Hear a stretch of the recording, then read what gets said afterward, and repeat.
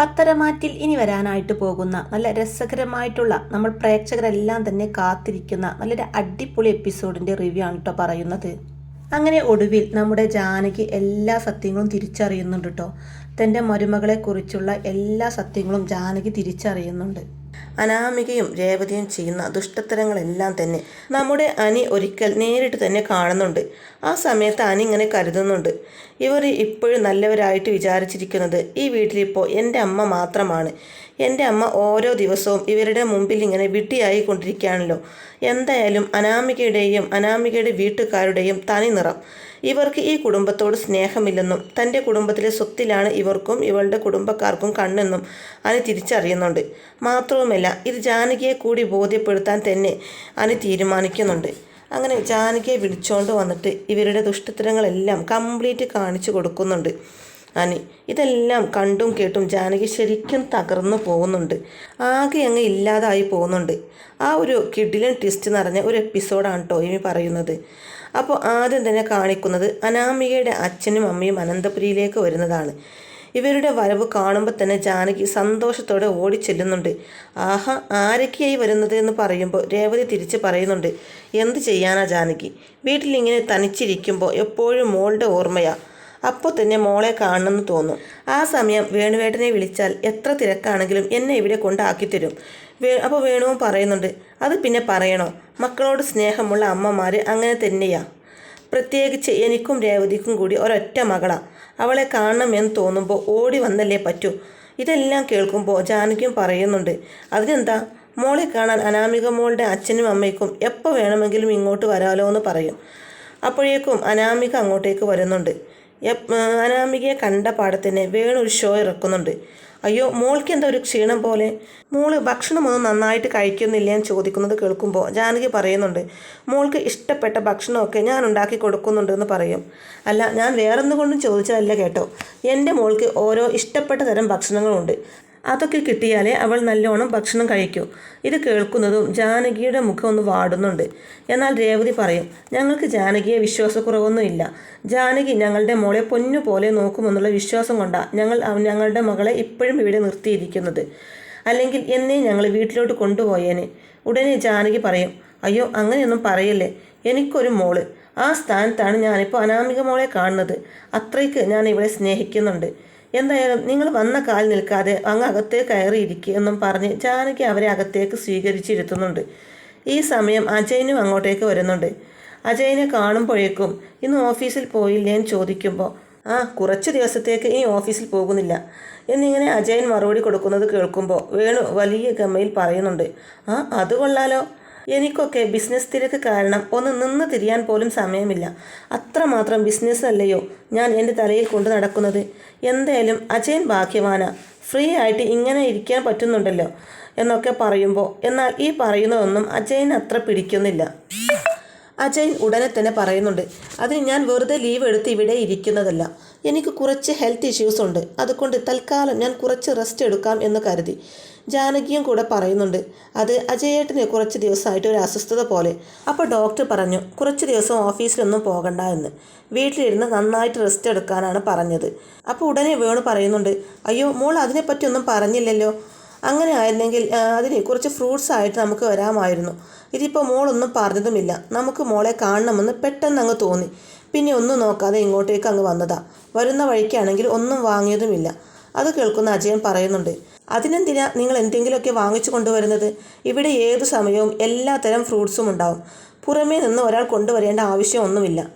അല്ല, എന്നാലും അടുത്ത ബന്ധുക്കൾ എന്ന നിലയ്ക്ക് നമ്മൾ കൊണ്ടുവരണമല്ലോ എന്ന് വേണു വീണ്ടും പറയുമ്പോൾ, അതിൻ്റെ ഒന്നും ആവശ്യമില്ല, അതിന് മാത്രം എനിക്ക് എന്താ അസുഖമുള്ളത്, ചെറിയൊരു ക്ഷീണം, അതിന് ഞാൻ കുറച്ച് ദിവസം റെസ്റ്റ് എടുക്കുന്നു, അത്രയല്ലേ ഉള്ളൂ. അപ്പോൾ ഇതിനിടയിൽ രേവതി പറയുന്നുണ്ട്, വേണുവേട്ട നിങ്ങൾ സംസാരിച്ചിരിക്കെ, ഞാൻ മോളുടെ കൂടെ മുകളിലുണ്ടാവും. ശരി, ദേ പെട്ടെന്ന് ഇറങ്ങിക്കൊള്ളണം, എനിക്ക് ചെന്നിട്ട് ഒരു മീറ്റിംഗ് അറ്റൻഡ് ചെയ്യാനുള്ളതാ എന്നിങ്ങനെ വേണുവും പറയുന്നുണ്ട്. അപ്പോൾ രേവതി പറയും, ഈ വേണുവേട്ടൻ്റെ ഒരു തിരക്ക് ഏത് സമയത്തും തിരക്കാം, ഞാൻ പെട്ടെന്ന് വന്നേക്കാം എന്ന് പറഞ്ഞ് അനാമികയെയും വിളിച്ചുകൊണ്ട് മുകളിലോട്ട് പോവുകയാണ്. വേണു ആണെങ്കിൽ ഓരോ കാര്യങ്ങളും അജയനോട് ചോദിച്ചു കൊണ്ടിരിക്കുകയാണ്. ആ സമയം തന്നെ ചോദിക്കുന്നുണ്ട്, ഏതെങ്കിലും പ്രോപ്പർട്ടി കൊടുക്കാനുണ്ടോ എന്ന്, വലിയ പണക്കാരനാണെന്ന് അറിയിക്കാൻ വേണ്ടി. എന്തെങ്കിലും പ്രോപ്പർട്ടി കൊടുക്കാനുണ്ടെങ്കിൽ അത്യാവശ്യം നല്ല കാണാൻ കൊള്ളുന്ന പ്രകൃതിയോട് ഇണങ്ങിയ സ്ഥലം, അങ്ങനെ കിട്ടുവാണെങ്കിൽ എത്ര ക്യാഷ് വേണമെങ്കിലും തരാം. എനിക്ക് സ്ഥലം കിട്ടിയാൽ മതി. ഇനിയിപ്പോൾ കോടികൾ പറഞ്ഞാൽ പോലും വലിയ കുഴപ്പമൊന്നുമില്ല എന്നെല്ലാം വെച്ച് കാച്ചുന്നുണ്ട് കേട്ടോ. അജയൻ ഇതൊക്കെ കേട്ടിട്ട് അങ്ങ് ദേഷ്യം വരുന്നുണ്ട്. എന്നിട്ട് പറയുന്നുണ്ട്, അതേ വേണു, ഞങ്ങൾ അങ്ങനെ പ്രോപ്പർട്ടി ഒന്നും ആർക്കും വാങ്ങി വിൽക്കാറില്ല. ഓരോ സ്ഥലത്തു നിന്നും പ്രോപ്പർട്ടി നമ്മൾ വാങ്ങാറേ ഉള്ളൂ, വിൽക്കാറില്ല. അപ്പോൾ വേണു അത് കേട്ടൊന്ന് ചമ്മുന്നുണ്ട്. അല്ല, ഞാൻ വല്ലതും വിൽക്കാൻ വെച്ചിട്ടുണ്ടോ എന്ന് അറിയാൻ വേണ്ടി ചോദിച്ചെന്നേ ഉള്ളൂ എന്ന് പറയുകയാണ്. മുകളിൽ അനാമികയും രേവതിയുമാണെങ്കിൽ പല ഗൂഢമായ ചർച്ചകളിലാണ്. അനാമികയും അനിയും തമ്മിൽ ഇപ്പോഴും ഒരു അടുപ്പവും ഇല്ലെന്ന് മനസ്സിലാക്കുന്ന രേവതി അനാമിക ഉപദേശിക്കുന്നുണ്ട്. മോളെ, നീ ഏത് സമയവും ഇങ്ങനെ അവരുമായിട്ട് അകലം പാലിച്ചു കൊണ്ടിരിക്കുന്നത് അതത്ര ഗുണം ചെയ്യില്ല കേട്ടോ. അവനെ സ്നേഹിക്കാൻ പറഞ്ഞതല്ലേ ഞാൻ, പിന്നെ നീ എന്താ ചെയ്യാത്തത്? അനാമികക്ക് ഇത് കേട്ട് ദേഷ്യം വരുന്നുണ്ട്. ദേ അമ്മേ, എന്നെ കൊണ്ട് പറ്റുന്നത് വല്ലതും പറ. പറ്റാത്ത കാര്യം പറഞ്ഞിട്ട് ഞാൻ എന്ത് ചെയ്യാനാ എന്ന് പറയുകയാണ് അനാമിക.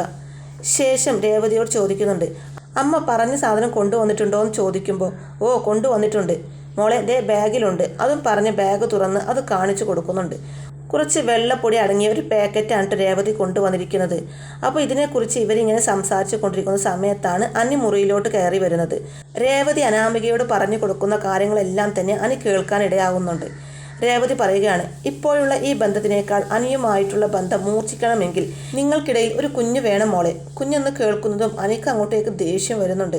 ഇവിടെ കൊണ്ടുതന്നെ ഞാൻ പൊറുതി മുട്ടി നിൽക്കുകയാണ്, അതിനിടയിലേക്ക് ഇനിയൊരു കുഞ്ഞ് എന്നിങ്ങനെ മനസ്സിൽ ദേഷ്യത്തോടെ പറയുകയാണ്. ആ സമയത്താണ് രേവതി പറയുന്നത്, ദേ നമ്മുടെ ലക്ഷ്യം എന്ന് പറയുന്നത് ഇവിടുത്തെ സ്വത്തുക്കളാണ്. അത് എങ്ങനെയെങ്കിലും കുറച്ചെങ്കിലും മോളുടെ പേരിലാവണം, എന്നാലേ നമുക്കൊന്ന് ഇവിടെ പിടിച്ചു നിൽക്കാൻ പറ്റുമോളെ. അപ്പോൾ അനിങ്ങനെ മനസ്സിൽ ചിന്തിക്കുന്നുണ്ട്, ഇവരൊന്നും ഇങ്ങനെ ചിന്തിച്ചില്ലെങ്കിലേ അത്ഭുതമുള്ളൂ. ഇവരുടെ സംസാരം തുടങ്ങിയപ്പോൾ തന്നെ തോന്നിയതാ വലിച്ചു കെട്ടി എങ്ങോട്ടാ പോകുന്നതെന്ന്. എന്തായാലും എൻ്റെ അമ്മ ദിവസം കൂടുന്തോറും ഇവളുടെയൊക്കെ മുന്നിൽ വിഡ്ഢിയായിക്കൊണ്ടിരിക്കുകയാണല്ലോ. അത് ഇനിയും അനുവദിച്ചു കൊടുക്കരുത് എന്നൊക്കെ തീരുമാനിക്കുന്നുണ്ട് അനി. തുടർന്ന് രേവതി അനാമികക്ക് പറഞ്ഞു കൊടുക്കുകയാണ്, മോളെ, അനിയെ നീ എങ്ങനെയെങ്കിലും കുപ്പിയിലാക്കണം. അവനെ എങ്ങനെയെങ്കിലും വശീകരിച്ച് കുപ്പിയിലാക്കി വെക്കണമെന്ന്. അവൻ നിന്റെ കാൽ ചുവട്ടിൽ കിടക്കുമെന്നേ. നീ പറയുന്നതെല്ലാം അവൻ തത്ത പോലെ അനുസരിക്കും. അതുകൊണ്ട് നീ പറയുന്നതെല്ലാം കേൾക്കുന്ന ഒരു പുരുഷനായിട്ട് അവൻ മാറണമെങ്കിൽ ഈ ഒരു മാർഗമേ ഉള്ളൂ മോളെ. രേവതിയുടെ ഈ സംസാരമെല്ലാം കേട്ട് അനിക്ക് അങ്ങോട്ട് ദേഷ്യം വരുന്നുണ്ട്. ദേഷ്യം കടിച്ചു പിടിച്ച് നിൽക്കുകയാണ് അനി. ഛേ, എന്നാലും ഇവർ എന്തൊരു സ്ത്രീയാ! ഞാൻ കരുതിയതിനേക്കാൾ എത്ര മോശപ്പെട്ടവരാ ഇവർ. ഇതെന്തായാലും അമ്മ അറിഞ്ഞേ പറ്റൂ. അവളുടെ കാൽ ചോട്ടിൽ കിടന്നു കൊടുക്കാം ഞാൻ. ഇങ്ങ് വരട്ടെ എന്നൊക്കെ ചിന്തിക്കുകയാണ് കേട്ടോ അനി. അങ്ങനെ ജാനകിയെ ഇതെല്ലാം അറിയിക്കണം എന്നുള്ള ആ ഒരു തോന്നലുണ്ടാവുകയാണ് അനിക്ക്. കൃത്യസമയത്ത് തന്നെ ജാനകി അതിലൂടെ പാസ് ചെയ്യുന്നതും ജാനകിയെ കാണുന്ന അനി ശബ്ദമുണ്ടാക്കാതെ ജാനകിയുടെ അടുത്തേക്ക് ചെല്ലുന്നുണ്ട്. അമ്മേ, ദേ അവളുടെ അച്ഛനും അമ്മയും വന്നിട്ടുണ്ട്. അപ്പോൾ ഉടനെ ജാനകി ചോദിക്കും, നീ അങ്ങോട്ടേക്ക് ചെന്ന് നോക്കിയോടാ? ഞാൻ കണ്ടു അവർ വന്നത്. നീ എന്താ ഇവിടെ തന്നെ നിൽക്കുന്നത്? ചെന്ന് അങ്കിളിനോട് പോയിട്ട് സംസാരിക്ക്. അപ്പോൾ അനി പറയും, ഓ എനിക്കൊന്നും വയ്യ അമ്മേ. പിന്നെ അമ്മേ, എൻ്റെ കൂടെ ഒന്ന് വന്നേ, ഞാൻ ഒരു കാര്യം കാണിച്ചു തരാം. ജാനകി പക്ഷേ വരുന്നില്ല. ഞാൻ അച്ഛനെയും അമ്മയെയും വിളിക്കാൻ പോവുകയാണ് എന്ന് പറഞ്ഞ് പോകാൻ തുടങ്ങുന്നുണ്ട് കേട്ടോ. അപ്പോൾ അനി വീണ്ടും ജാനകിയെ നിർബന്ധിക്കുകയാണ്, അമ്മ എൻ്റെ കൂടെ ഒന്ന് വാ, പെട്ടെന്ന് പോകാം. ചേട്ടാ, ഇത് വലിയ കഷ്ടമായല്ലോ. എന്നാൽ പിന്നെ നീ നടക്കുമെന്നും പറഞ്ഞ് ജാനകി ഒട്ടും താല്പര്യമില്ലാതെ അനിയുടെ കൂടെ പോകുന്നുണ്ട്. അങ്ങനെ അനി ജാനകിയെ അനിയുടെ മുറിയുടെ അടുത്തേക്ക് കൊണ്ടുപോവാണ് കേട്ടോ. ഈ അനാമികയും രേവതിയും തമ്മിലുള്ള സംസാരം എല്ലാം കേൾപ്പിക്കാൻ വേണ്ടിയിട്ട്. ഇതിനിടയിൽ ജാനകി വീണ്ടും ചോദിക്കുന്നുണ്ട്, നീ നിൻ്റെ മുറിയിലോട്ടാണോ എന്നെ കൊണ്ടുപോകുന്നത്? എടാ, അവിടെ അനാമിക മോളുടെ അമ്മയും ഉണ്ട്. അവർ കുറച്ച് ദിവസം ആയില്ലേ കണ്ടിട്ട്. പലതും സംസാരിക്കാനുണ്ടാവും. ഇതിനിടയ്ക്ക് നമ്മൾ കയറി ചെല്ലണോ എന്നൊക്കെ ചോദിക്കുമ്പോൾ അമ്മ മിണ്ടരുത്, മിണ്ടാതെ ഇവിടെ നിന്ന് ഞാൻ പറയുന്നതൊക്കെ കേട്ടോളണം. എടാ, നീ എന്തൊക്കെയാടാ നീ പറയുന്നത്? എനിക്കൊന്നും മനസ്സിലാവുന്നില്ല. അമ്മ ഒന്ന് മിണ്ടാതിരുന്നിട്ട് ശാന്തമായി അവർ പറയുന്നതൊക്കെ ഒന്ന് കേൾക്കാൻ ശ്രമിക്ക്. പക്ഷേ ജാനകി വീണ്ടും പറയും, അയ്യേ, മറ്റുള്ളവർ പറയുന്നത് നമ്മൾ ഒളിഞ്ഞു നിന്ന് കേൾക്കുകയോ? ഇതെന്തൊരു മോശം സ്വഭാവമാണ് അനി. നിൻ്റെ സ്വഭാവമൊക്കെ മോശമായിട്ട് വരുന്നുണ്ട് കേട്ടോ. അപ്പോൾ അനി പറഞ്ഞു കൊടുക്കുന്നുണ്ട്, അമ്മ ആദ്യം അവർ പറയുന്നത് കേട്ടിട്ട് എൻ്റെ സ്വഭാവം മോശമാണോ അല്ലയോ എന്ന് പറ. എന്തായാലും രണ്ടും കൽപ്പിച്ചുകൊണ്ട് ജാനകി അവർ പറയുന്നത് കേൾക്കാൻ തന്നെ ഒരുങ്ങുന്നുണ്ട്. ഇവിടെ രേവതിയും അനാമികയും ചേർന്നിട്ട് അനിക്ക് കൊടുക്കാൻ വേണ്ടി പാലിൽ ആ ഒരു പൊടി കലർത്താനൊക്കെ തുടങ്ങുമ്പോഴാണ് ജാനകി ഇതെല്ലാം കണ്ടുകൊണ്ട് മുറിക്ക് പുറത്ത് അങ്ങനെ നിൽക്കുന്നത്. പാലിൽ ആ പൊടി കലർത്തിക്കൊണ്ട് രേവതി പറയുന്നുണ്ട്, ദേ മോളെ, ഈ പാൽ എങ്ങനെയെങ്കിലും അനിയുടെ വയറ്റിലെത്തണം കേട്ടല്ലോ. അനിയല്ലാതെ മറ്റൊരാളും ഇത് കുടിച്ചേക്കരുത്.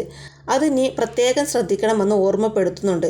അപ്പോൾ അനാമിക പേടിയോടെ പറയും, അയ്യോ അമ്മേ, അങ്ങനെ വല്ലതും സംഭവിച്ചാൽ എന്തായിരിക്കും ഉണ്ടാവുക? അരുത് മോളെ, അങ്ങനെ ഒരു അബദ്ധം സംഭവിക്കരുത്. അന്ന് നമ്മൾ നവ്യയുടെ കുഞ്ഞിനെ കൊല്ലാൻ വേണ്ടി പാലിൽ വിഷം ചേർത്തു. പക്ഷേ അത് കുടിച്ചത് ദേവയാനി. എന്തായാലും അവർ കഷ്ടിച്ചാണ് മരണത്തിൽ നിന്ന് രക്ഷപ്പെട്ടത്.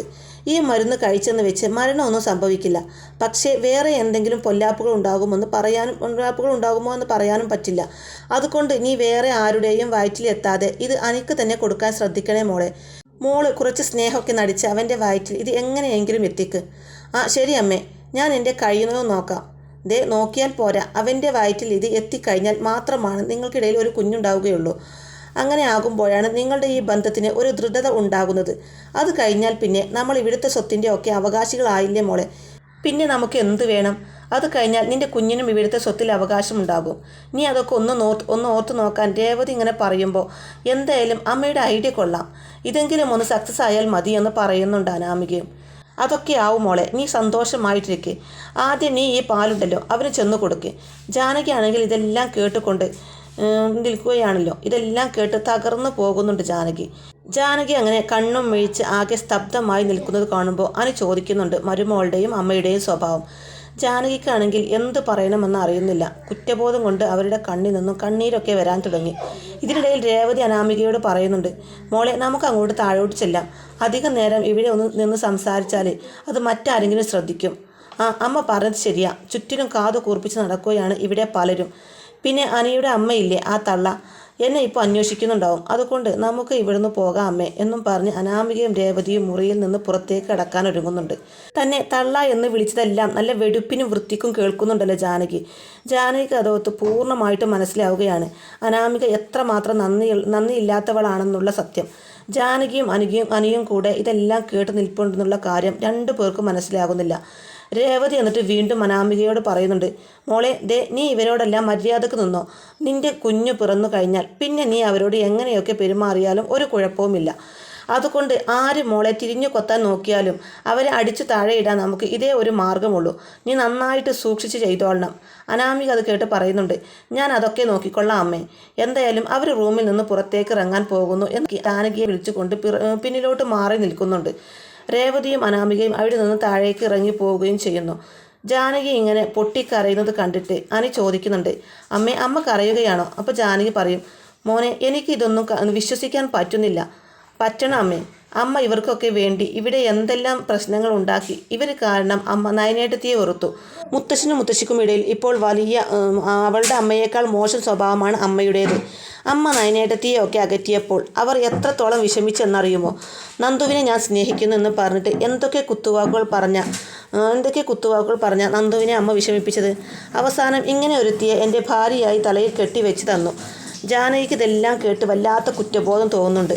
അതുകൊണ്ട് തന്നെ ജാനകി അനിയോട് പറയുന്നുണ്ട്, മോനെ നീ ഇങ്ങനെയൊന്നും എന്നോട് പറയല്ലേ. ഞാൻ അവരെ വിശ്വസിച്ചു പോയല്ലോ. ഞാൻ വിശ്വസിച്ചവരൊക്കെ എന്നെ വഞ്ചിക്കുകയാണല്ലോ. എന്നാൽ അനി പറയും, ഒരിക്കലും ഇല്ല അമ്മേ. നയനേടത്തി ഒരിക്കലും അമ്മയെ വഞ്ചിച്ചിട്ടില്ല.